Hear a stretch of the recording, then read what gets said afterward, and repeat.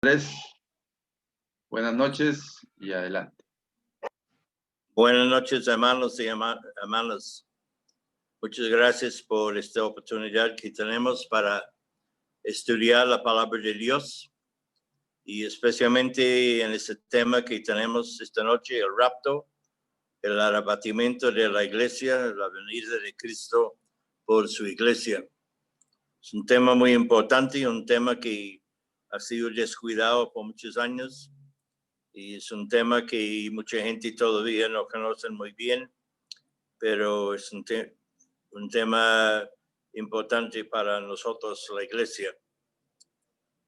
Podemos decir que la humanidad vive en medio de una gran incertidumbre, fruto de una diversidad de ideas.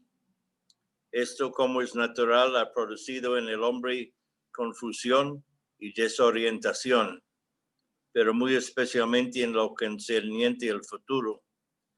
Para muchos, el mañana es oscuro y cargados de malos presagios. Pero para el cristiano, segundo Pedro, capítulo 1, versículo 19, nos alienta, nos dice, tenemos también la palabra profética más segura, a la cual hacéis bien en estar atentos, como una antorcha que alumbra en lugar oscuro, hasta que el día esclarezca y el lucero de la mañana salga en vuestros corazones. La profecía bíblica son los planes futuros de Dios que Él reveló principalmente en el Antiguo Testamento. Planes para individuos, grupos de personas, naciones o el mundo entero. Las personas quienes recibieron esa información fueron llamados profetas. Los profetas del Nuevo Testamento son definidos en 1 Corintios 14:3. Son personas que enseñan la iglesia. Dice el que profetiza, habla a los hombres para edificación, exhortación y consolación. Entonces, hoy en día los profetas no profetizamos cosas nuevas, sino que edifican y exhortan y consuelan el pueblo de Dios en la iglesia.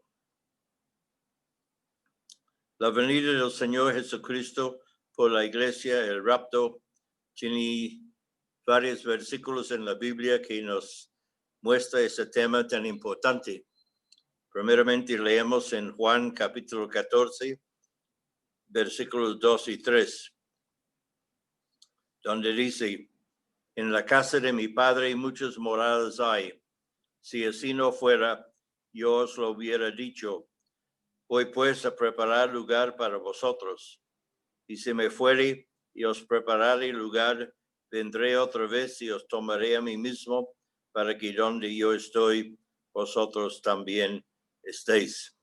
Entonces vemos aquí en Juan 14 que el Señor se salió de la tierra otra vez al cielo con el propósito de preparar para nosotros un lugar de bendición ya en el cielo. En Hechos capítulo 1, versículos 10 y 11, cuando los discípulos estaban con el Señor en el monte de los olivos y el Señor ascendió al cielo, desapareciendo de su vista, había unos ángeles allá y dice así en Hechos 1, estando ellos, los discípulos, con los ojos puestos en el cielo, entre tanto que él se iba, he aquí se pusieron junto a ellos dos varones con vestiduras blancas, los cuales también les dijeron, varones galileos, ¿por qué estáis mirando al cielo? Este mismo Jesús que ha sido tomado de vosotros al cielo, así vendrá como le habéis visto ir al cielo. Entonces los ángeles confirmaron que el Señor que había salido de la presencia de ellos en la tierra, un día va a venir para llevar a los creyentes a su presencia en el cielo. El apóstol Pablo escribe en 1 Corintios capítulo 15, versículos 51 y 52. He aquí os digo en misterio, no todos dormiremos, pero todos seremos transformados en un momento, en un abrir y cerrar de ojos, a la final trompeta, porque se tocará la trompeta y los muertos serán resucitados incorruptibles y nosotros seremos transformados. Entonces, el misterio que Pablo anuncia aquí es que no todos los creyentes van a morir físicamente. Como dice, no todos dormiremos, porque dice la Biblia que cuando un creyente muere, está durmiendo. Cuando nosotros dormimos, siempre tenemos la esperanza de levantarnos por la mañana, a menos que somos muy pesimistas y pensamos que vamos a morir esa noche, pero siempre la esperanza que vamos a levantarnos. Y dice que no todos dormiremos, no todos los creyentes van a morir, porque un día el Señor Jesucristo vendrá para llevar a los creyentes al cielo y algunos van a estar vivos cuando Él viene. Pero dice, todos seremos transformados. Los muertos, los que han muerto, que están en la tumba, van a ser levantados con un cuerpo nuevo y nosotros recibiremos un cuerpo nuevo, seremos transformados, dice, en un momento, en un abrir y cerrar de ojos, en la 10ª parte del segundo. A la final trompeta, porque se tocará la trompeta y los muertos serán resucitados incorruptibles y nosotros seremos transformados. Entonces todos los creyentes en el Señor Jesucristo van a ser levantados de la tumba.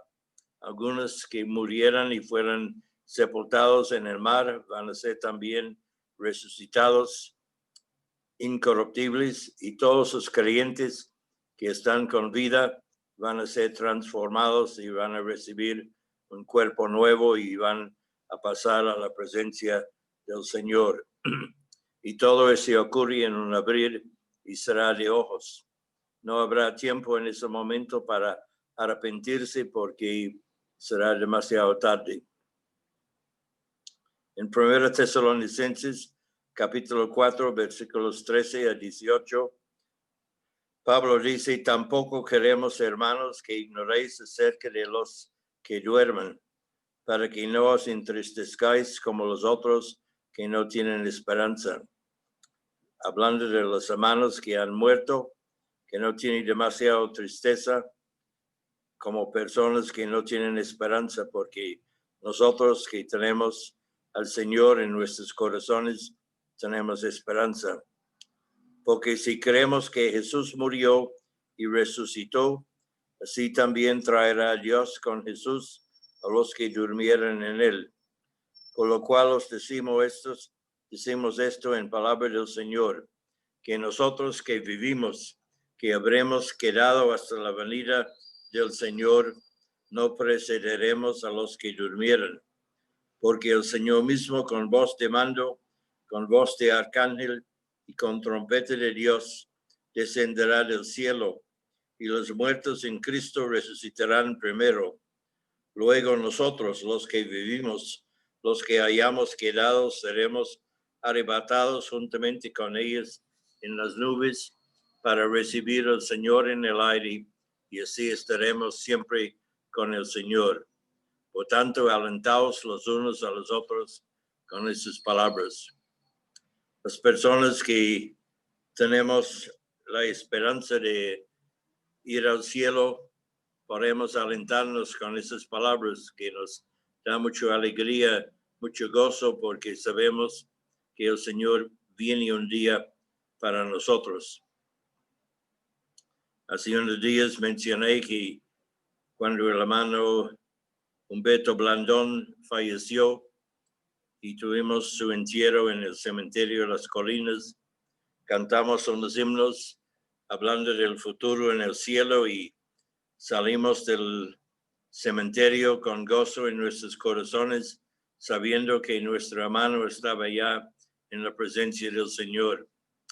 Y cuando salimos por la entrada principal al cementerio había una cantidad de gente llorando, gritando, desesperado porque un familiar de ellos, un joven, había muerto, y esa gente que tenía mucha riqueza porque sus carros mostraban que eran gente de dinero, entonces estaban enterrando a ese muchacho en un puesto cerca de la antigua iglesia que estaba ya en el centro de la entrada del cementerio, y costaba mucho dinero para eso, mientras nosotros estuvimos una parte lejos de la parte costosa del cementerio, pero tuvimos gozo mientras esa gente estaba desesperado por la muerte de ese joven. Y esa es la diferencia entre un creyente. Nosotros podemos alentarnos los unos a los otros con esas palabras que Pablo ha escrito aquí. Siempre la gente ha preguntado cuándo será la venida del Señor, cuándo será el rapto. En Marcos capítulo 13, versículo 32, dice: pero de aquel día y de la hora nadie sabe, ni aun los ángeles que están en el cielo, ni el Hijo, sino el Padre. Es un secreto cuando el Señor viene para recoger a su iglesia, y en otras partes dice que será como ladrón en la noche, que el ladrón no avisa antes de venir. Una cosa triste es que aunque la iglesia tiene mucha esperanza, hay muchos en la iglesia que no saben mucho de la venida del Señor Jesucristo por su iglesia. Y como hay unas personas que enseñan una cosa y otros enseñan otra, entonces algunas iglesias han dicho, como hay tanta diferencia, mejor no hablamos del rapto de la iglesia porque hay tanta confusión. Hay un grupo de personas creyentes que dice que habrá un rapto parcial, es decir, que solamente una parte de los creyentes van a ser raptados y van al cielo. Y generalmente esta enseñanza es por grupos de santidad, que enseñan que solamente los cristianos que han vivido en la vida de santidad serán raptados. Hay otras personas que dicen que el rapto ocurrirá en la mitad de la tribulación. Y si es así, entonces la fecha no es un secreto. Y otros dicen que el rapto de los creyentes será al fin de la tribulación. Entonces tampoco la fecha será un secreto. Cuando las personas que dicen que hay un rapto parcial y solo de las personas que se mantienen santo en toda su vida, nosotros sabemos que somos salvos por la muerte y resurrección de Cristo, no por nuestros esfuerzos para mantenernos salvos. Efesios 2, 8 y 9 nos enseña que por gracia sois salvos por medio de la fe, y esto no de vosotros, pues el don de Dios, no por obras para que nadie se gloríe. Y el apóstol Pablo nos recuerda en Romanos capítulo 10, versículo 9 y 10, si confesares con tu boca que Jesús es el Señor y creyeres en tu corazón que Dios le levantó de los muertos, serás salvo, porque con el corazón se cree para justicia, pero con la boca se confiesa para salvación. Entonces, vemos que nosotros no tenemos ningún poder mantenernos salvos. La salvación es por fe en el Señor Jesucristo, por su muerte y resurrección. La gente muchas veces preguntan si la iglesia pasará por la tribulación. Y podemos decir que la iglesia no está destinado para juicio.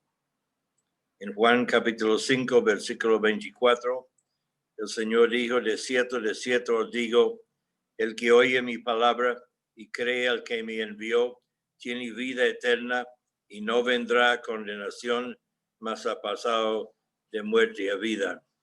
Los que hemos creído en el Señor sabemos que no habrá ninguna condenación para nosotros. Romanos capítulo 8, versículo 1 dice, ninguna condenación hay para los que están en Cristo Jesús, los que no andan conforme a la carne, sino conforme al Espíritu. También Pablo nos recuerda en 1 Tesalonicenses 1, versículo 9 y 10, dice ellos mismos, hablando de los creyentes en Tesalónica, ellos mismos cuentan de nosotros la manera en que nos recibisteis y cómo os convertisteis de los ídolos a Dios para servir al Dios vivo y verdadero y esperar de los cielos a su Hijo, al cual resucitó de los muertos, a Jesús, quien nos libra de la ira venidera. Y esa ira venidera es el tiempo de la tribulación y la gran tribulación, un periodo de 7 años cuando Dios va a juzgar este mundo. En 1 Tesalonicenses capítulo 5, versículo 9, dice, porque no nos ha puesto Dios para ira, sino para alcanzar salvación por medio de nuestro Señor Jesucristo. Y en Apocalipsis capítulo 3 y versículo 10, hablando a la iglesia de Filadelfia, el apóstol Juan escribe, por cuanto has guardado la palabra de mi paciencia, yo también te guardaré de la hora de la prueba que ha de venir sobre el mundo entero para probar a los que moran sobre la tierra. Eso está hablando de la tribulación que llega después del tiempo de la iglesia sobre esa tierra. Es importante que miramos en el libro de Apocalipsis los capítulos y vemos que se trata de los versículos.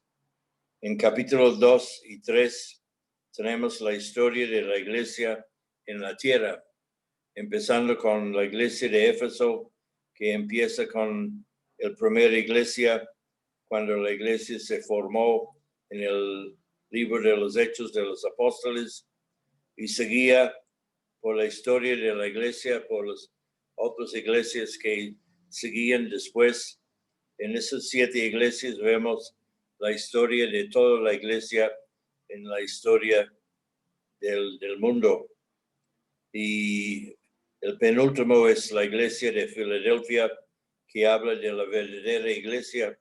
Por eso dice en Apocalipsis 3, versículo 10, por cuanto has guardado la palabra de mi paciencia, yo también te guardaré de la hora de la prueba que ha de venir sobre el mundo entero para probar a los que moran sobre la tierra. Entonces, la promesa de la verdadera iglesia es que no va a mandar esa iglesia a prueba, esa prueba que va a venir sobre todo el mundo, que es la tribulación. Cuando leemos Apocalipsis capítulo 4 y 5, vemos que la iglesia está en el cielo. Y en Apocalipsis 4, versículos 1 a 4, dice, después de esto miré, y he aquí una puerta abierta en el cielo, y la primera voz que oí, como la de trompeta hablando conmigo, dijo, sube acá, y yo te mostraré las cosas que sucederán después de estas. Al instante yo estaba en el Espíritu, y he aquí un trono establecido en el cielo, y en el trono uno sentado, y el aspecto del que estaba sentado era semejante a piedra de jaspe y de cornalina, y había alrededor del trono un arco iris semejante en aspecto a la esmeralda, y alrededor del trono había 24 tronos, y vi sentados en los tronos a 24 ancianos, vestidos de ropas blancas, con coronas de oro en sus cabezas. Entonces, cuando dice sube acá, está haciendo referencia al rapto de la iglesia, porque en estos capítulos 4 y 5 vemos que la iglesia está en el cielo. Y esos 24 ancianos que están sentados, algunas personas dicen que son ángeles, pero no son ángeles porque nunca vemos en la Biblia que un ángel está sentado. Siempre los ángeles están parados sirviendo al Señor. Y dice que son vestidos de ropas blancas con coronas de oro en sus cabezas, que está mostrando que estos son los santos de la iglesia del Antiguo y del Nuevo Testamento. Entonces vemos que en capítulos 4 y 5 la iglesia está en el cielo. Los capítulos 6 a 18 hablan de la tribulación y la gran tribulación, 7 años en todo. Entonces vemos que la iglesia está en el cielo en el capítulo 4 y 5 y después en capítulo 6 empieza la tribulación y la gran tribulación, estos 7 años de prueba sobre el mundo. Y en el capítulo 19 tenemos la cena de las bodas del Cordero. La iglesia está presente como la novia del Señor. Entonces otra vez se menciona la iglesia aquí. Capítulo 20 tenemos los 1000 años y el juicio ante el gran trono blanco. Y capítulos 21 a 22, el cielo nuevo y tierra nueva y la nueva Jerusalén. La gente a veces preguntan qué pasa con las personas que mueren antes del rapto. Yo he conocido muchos hermanos que siempre estaban seguros que iban a ser vivos cuando el Señor venía. Por ejemplo, un buen amigo era el papá del hermano Juan Taylor, y él siempre estaba seguro que el Señor iba a venir mientras él estaba con vida, pero él falleció antes que el Señor vino. Y podemos ver qué pasa con los creyentes que mueren antes que el Señor viene. Entonces, en 2 Corintios capítulo 5, versículos 6 a 8, Pablo dice, así que vivimos confiados siempre y sabiendo que entre tanto que estamos en el cuerpo, estamos ausentes del Señor, porque por fe andamos y no por vista, pero confiamos y más quisiéramos estar ausentes del cuerpo y presentes al Señor. Entonces Pablo nos menciona que nosotros, los creyentes, mientras estamos aquí en la tierra, estamos en el cuerpo, nuestro cuerpo está con vida, pero estamos ausentes del Señor, porque el Señor está en el cielo y estamos aquí.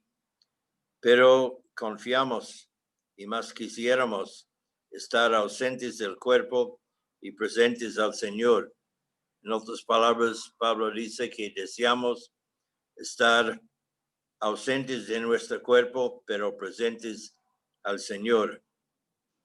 Entonces sabemos que el cuerpo del creyente queda en la tumba, pero su alma y su espíritu están con el Señor en el cielo. En el momento del rapto, su cuerpo será resucitado y cambiado a un cuerpo perfecto y unido con su alma y su espíritu con el Señor en el cielo. Pero cuando miramos los inconversos, la gente que no son creyentes, si mueren antes de la venida del Señor, ¿qué pasa? Dice que su alma y su espíritu van al Hades, un lugar de sufrimiento, esperando la resurrección del cuerpo para ser juzgado antes del gran trono blanco en Apocalipsis capítulo 20. Y tenemos una historia que el Señor contó en Lucas capítulo 16, versículos 19 a 31, que dice así.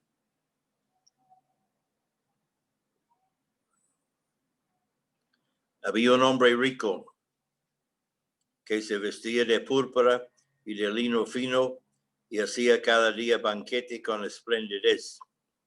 Había también un mendigo llamado Lázaro, que estaba echado a la puerta de aquel lleno de llagas, y ansiaba saciarse de las migajas que caían de la mesa del rico, y aun los perros venían y le lamían las llagas.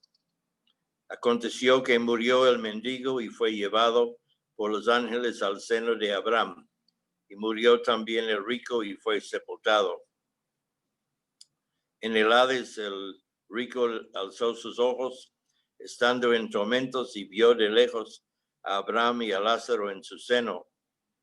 Entonces él, dando voces, dijo: Padre Abraham, ten misericordia de mí y envía a Lázaro para que moje la punta de su dedo en el agua y refresque mi lengua, porque estoy atormentado en esta llama. Pero Abraham le dijo: Hijo, acuérdate que recibiste tus bienes en tu vida y Lázaro también males. Pero ahora este es consolado aquí y tú atormentado. Además de todo esto, una gran cima está puesta entre nosotros y vosotros, de manera que los que quisieran pasar de aquí a vosotros no puedan, ni de ella pasar acá. Entonces le dijo: Te ruego pues, Padre, que le envíes a la casa de mi padre, porque tengo 5 hermanos, para que les testifique, a fin de que no vengan ellos también a este lugar de tormento. Y Abraham le dijo: A Moisés y a los profetas tienen, óiganlos. Él entonces dijo: No, padre Abraham, pero si alguno fuere a ellos de entre los muertos, se arrepentirán.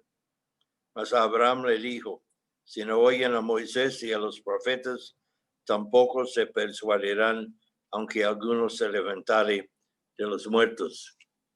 Entonces vemos la seriedad de una persona que muere sin el Señor Jesucristo. Va al lugar de Hades, es un lugar de tormento, y en ese lugar también hay recuerdos, hay memoria. Van a recordar cuántas veces han escuchado el Evangelio y cuántas veces habían rechazado a recibir a Cristo como su Salvador. Entonces vemos que el Lázaro vio a Abraham y el rico vio a Lázaro en el seno de Abraham, y él estaba en la presencia del Señor en el cielo, mientras el rico estaba en Hades sufriendo por causa de su pecado. Y tratando de que alguien vaya allá para enseñar a él de ese lugar, Abraham dijo: Si ni Moisés y los profetas para oír, óiganlos. Y él dijo: Bueno, si alguien va entre los muertos, se arrepentirán. Pero Abraham dijo: Si no oyen a Moisés y los profetas, tampoco se persuadirán, aunque alguno se levantare de los muertos. Y así hoy en día, si alguien dice que ha levantado de los muertos para avisar a la gente del futuro, la gente no va a creer. Pero nosotros creemos en el Señor Jesucristo, hemos puesto nuestra fe en Él, confiando en su sacrificio y su muerte en la cruz del Calvario. Hemos recibido Él en nuestros corazones, y así somos hijos de Dios y parte de la familia de Dios. Y un día el Señor viene para llevarnos a su presencia.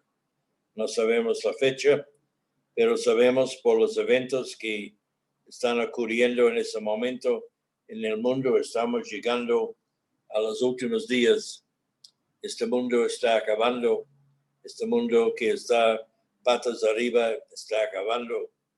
Y sabemos que estamos llegando al momento cuando el Señor Jesucristo va a venir por su iglesia. Los gobiernos están fallando. Todos sus países están fallando. Y solamente los que tenemos fe en el Señor Jesucristo tenemos una esperanza, mientras este mundo no tiene esperanza. Muchas personas tienen una desesperanza. Han aumentado los suicidios. La gente no sabe qué hacer. Pero nosotros que amamos al Señor y conocemos al Señor, sabemos que estamos seguros en Él, porque Él viene un día por nosotros para llevarnos a presencia en el cielo. Entonces, que el Señor le bendiga, y los que no conocen al Señor, recuerda que tú también puedes creer en el Señor Jesucristo y recibir a Él como su Salvador y su Señor, porque el Señor quiere que nadie se pierda, nadie se condena al infierno, sino que todos llegamos a conocer a Él por la fe.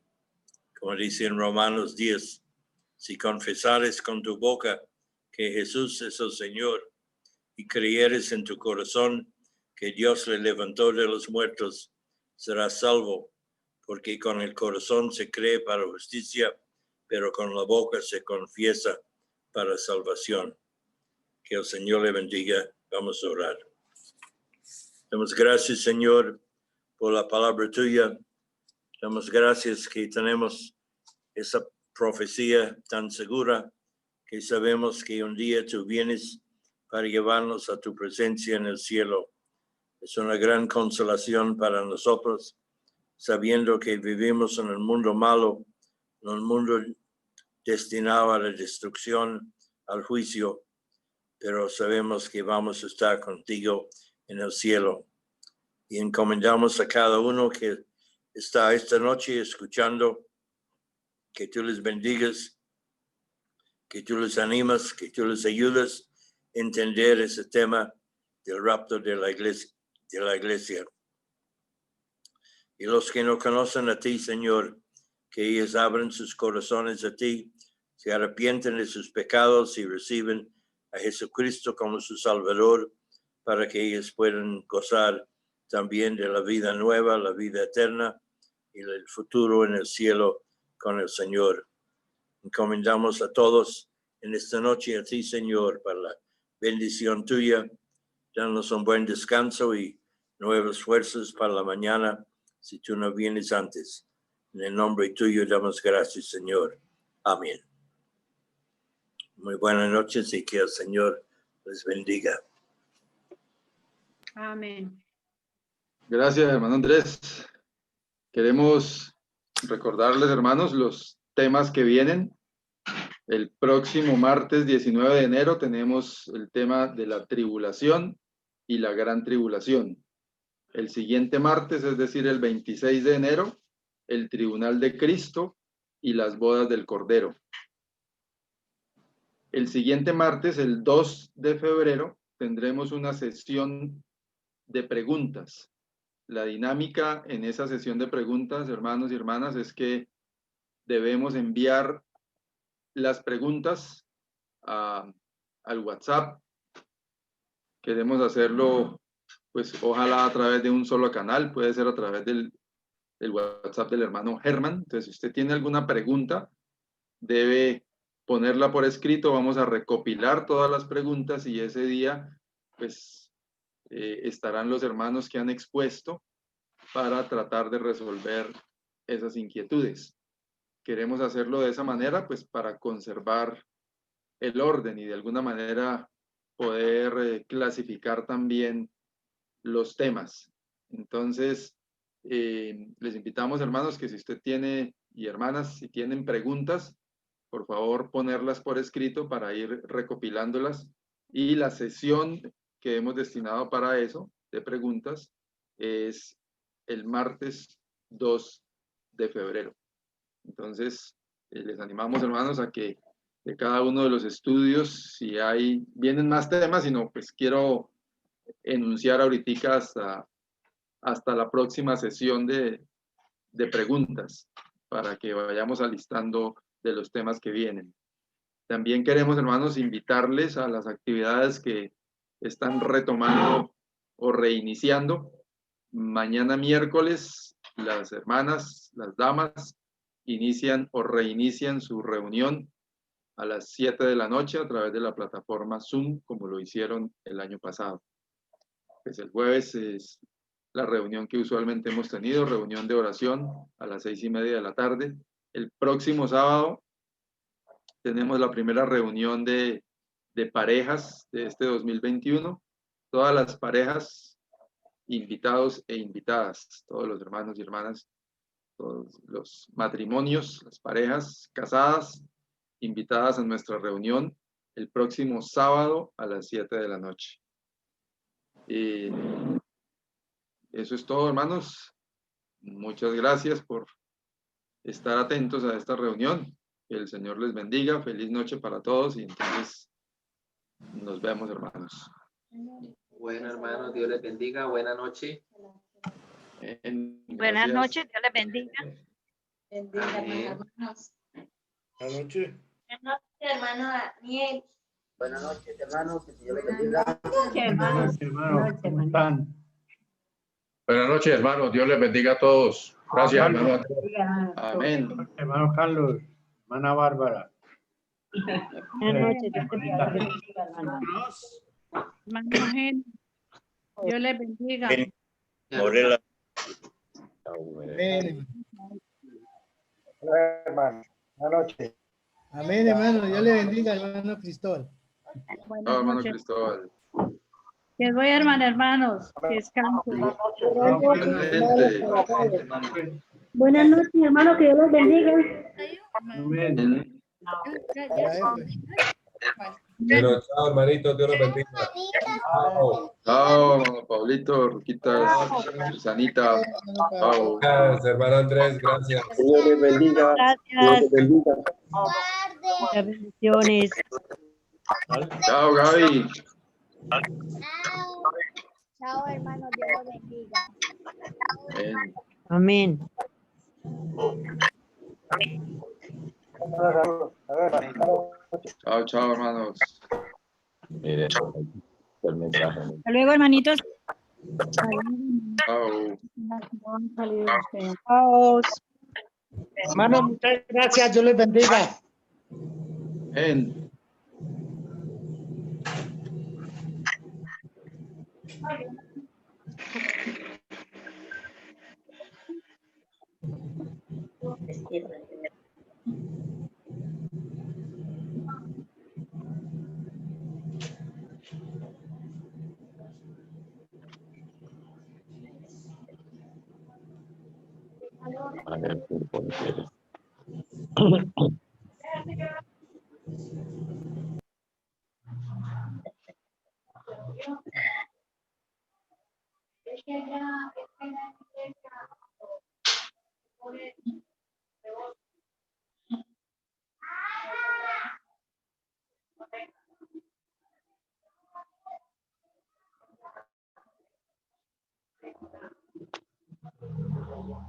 Cierra.